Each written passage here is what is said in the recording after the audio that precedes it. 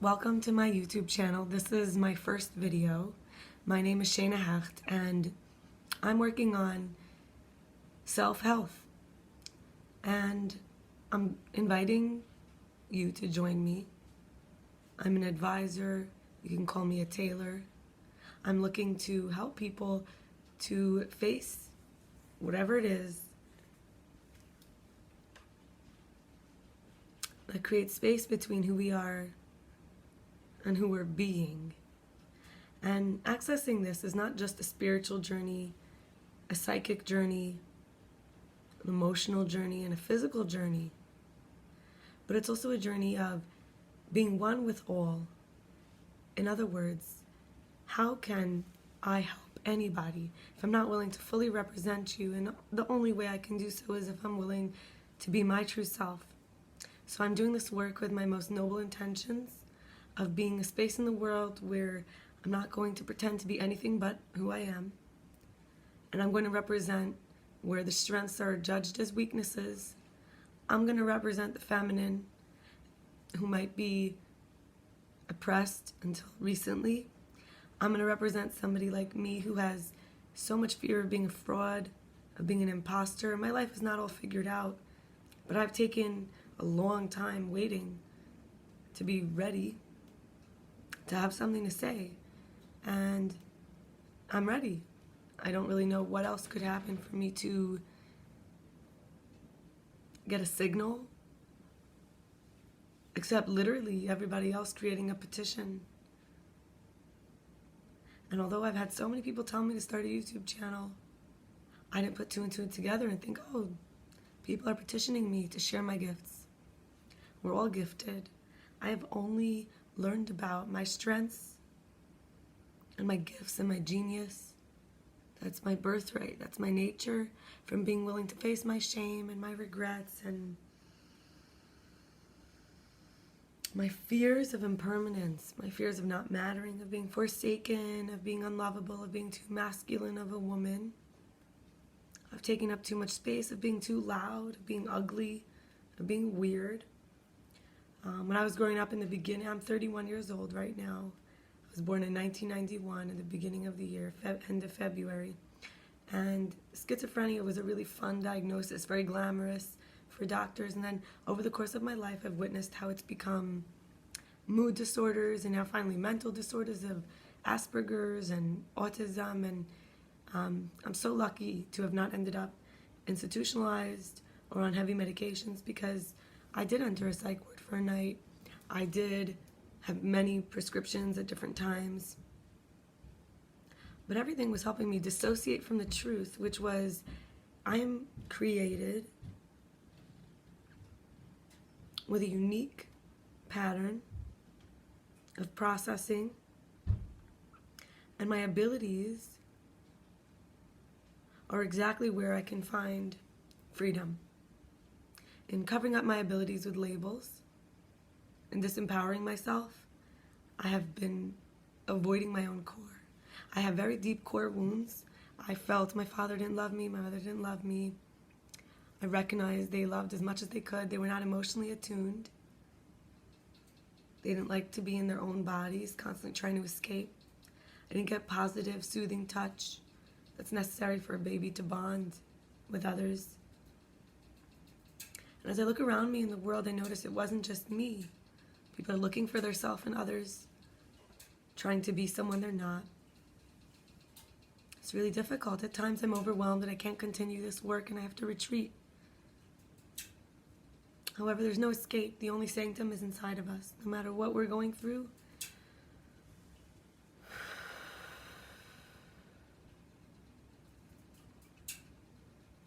there's always going to be that central witness which doesn't have a voice. As you can tell, my voice is a little hoarse right now, and hopefully it'll heal shortly. And the self not only doesn't have a voice, but it also is invisible. It's not this body, it's not the name I was given.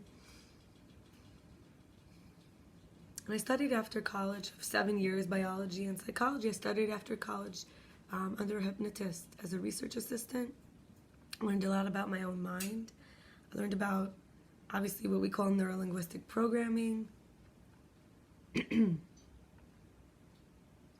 I studied about trauma recovery.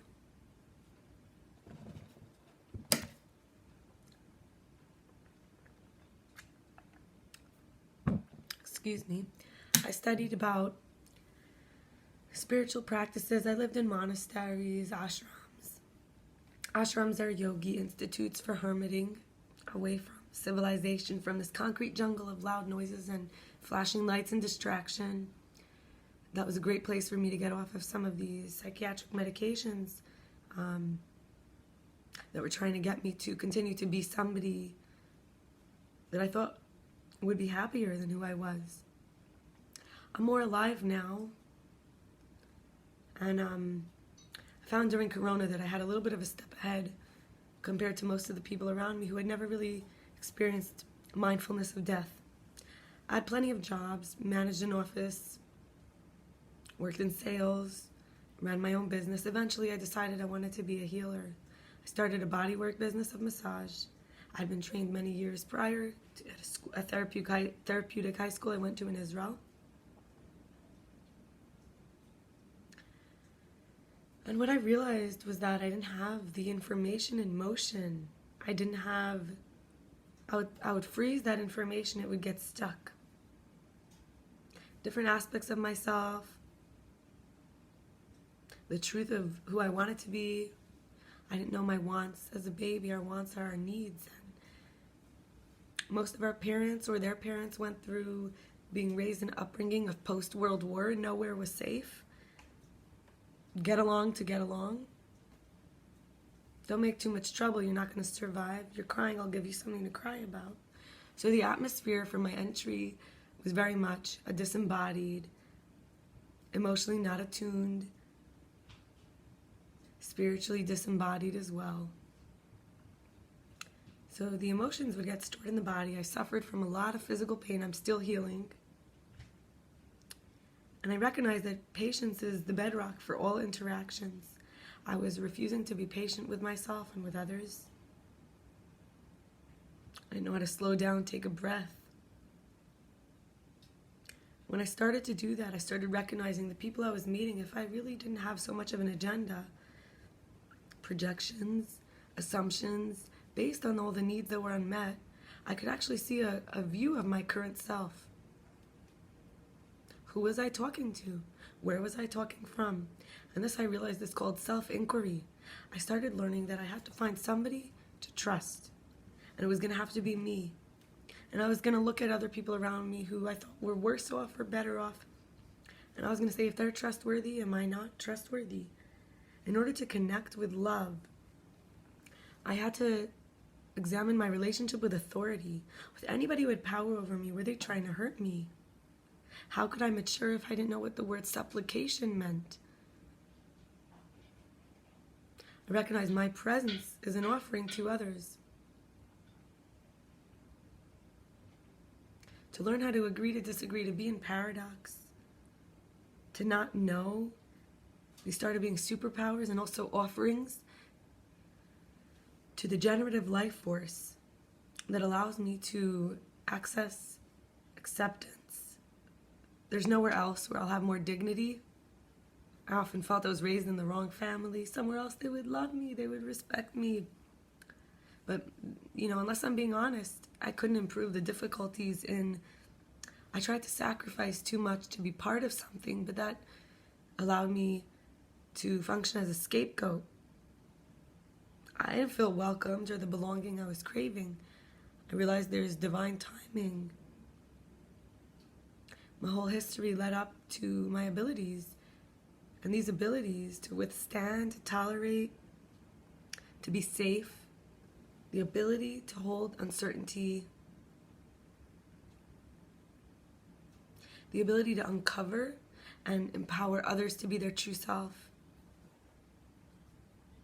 Everyone has their genius and their gifts. Paying attention without urgency, I started recognizing an orchestration. I remember the first therapist I spoke to about it, and she was very suspicious. But I told her things are just happening. I'm seeing synchronicities. everything seems to be arranged in a specific way, and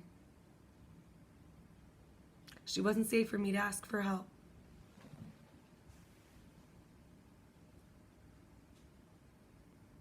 This perfectionistic and restrictive mindset was a big part of my life growing up in a Jewish and religious ultra-Orthodox community, whether it was kosher, the Sabbath, the holidays, the separation between men and women. I didn't feel the presence of the love that would have me serving. I wanted to serve love. I wanted to be about progress, about practice, about showing up, practicing attention, focus, concentration. Breathing, which is what we start with, a breath, and we end with our last exhale. And we're full of shit most of the time between bathroom breaks. Most of us are not rested enough in this society. Most of us do not clean up after ourselves. Most of us leave work for others, and we are so bombarded with guilt and regret that it's too hard to even look at these things. And most people are not going to go to a monastery, an ashram, to abide, to witness the void deep within us, to let go of all the accomplishments, to practice discipline, initiating, remembering.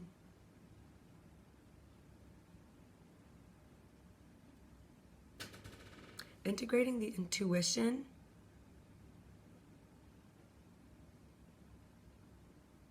releasing the self-sabotage, learning how to plan ahead for what we really want instead of being in a rat race. Each one has their own clairvoyance. Everybody has a nervous system that can pick up electrical signals all around us. I want to support people to clear their blockages. After I did body work, I worked as a meditation coach. I worked teaching breath work. I've run workshops with this kind of material. And I recognize if there's a group or a family setting and there's even one person who's got a blemish in their true self, it prevents the sanctity of family values. And we see this happening in our communities, in our own families. Lots of divorce, separation, not having children, choosing dogs who will love us, even if we're pretty horrible and lack empathy. Not our fault. Most of us didn't receive unconditional love or being caressed on our flesh by our parents, which is necessary, gazing into our eyes with love. Most of us do not keep our word, and our spirit is always watching. There's a part of the subconscious mind paying attention, keeping track. And every time things go out of integrity, we rush a little faster to get away from our failures. Most of us don't really feel heard. We share and people interrupt us and relate it to them, and they want us to be happy. They really don't want to hear anything that might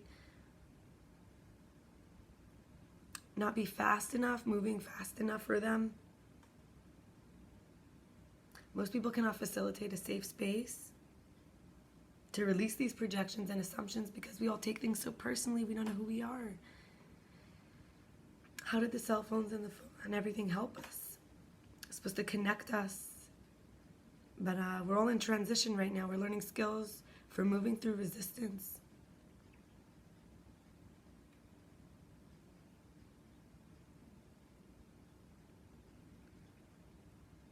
Emotional regulation is the ability to have our emotions serve us, our thoughts. Mental wellness is the ability to have our thoughts serve us. To persist with things even when we're getting distracted. To prioritize appropriately. To see ourselves and our sexual energy and our creative energy as so precious. And yet these are things now that, in wanting to be desirable, we kind of give it away to everybody for free.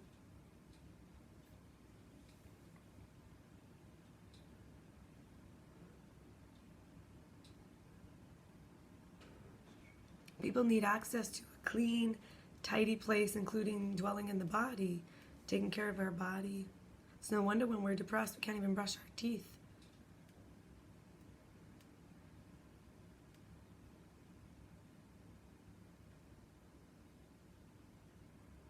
We need to rest and recuperate, and we're in an alpha society where the masculine go-getter mindset, even with women, is glorified. And the dark side is selling out. The dark side is deep emptiness, self-medicating, big empty houses, big empty hearts, big empty dreams, and then running, looking every which way except at our own self and our pain.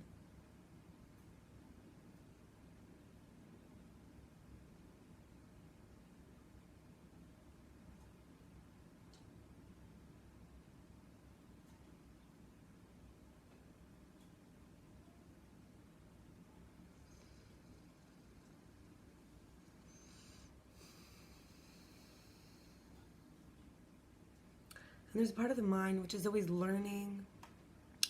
It's always a student.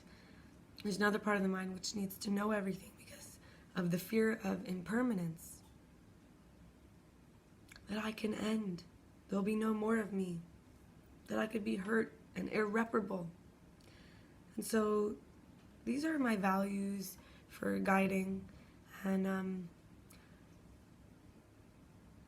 I'd like for people to commune with paradox, to commune with the great mystery of not knowing, to commune with holding space for being new, for recognizing the gifts of feeling the deep shame of being born with your last name, with your body, all these things that you didn't choose, is also where our greatness is. And that each of us can hold ourselves accountable for our empowerment. Being a light is for information to be in motion. It's left its source and it's going, and we're projecting. And this is easily talked about in so many light worker communities. And spiritually, however, we all have a source. And consciousness is the aim, to stay conscious of the source. And this is humility, that we didn't create ourselves. Our mind didn't create itself. It's very small, and most of us have not even breathed. It's not because of the age that the mind, is inside of the brain, which doesn't fully develop till the age of 25 apparently, or the body, which is a peak at 25. Why is it that as our body starts going down, our mind starts going up? And it's a lot to do with that space where they meet. The body mind is our might. It's our tolerance, endurance, withstanding structures. And in other words, we can look at ourselves as batteries, and when the container starts to fizzle out, the electricity gets stronger.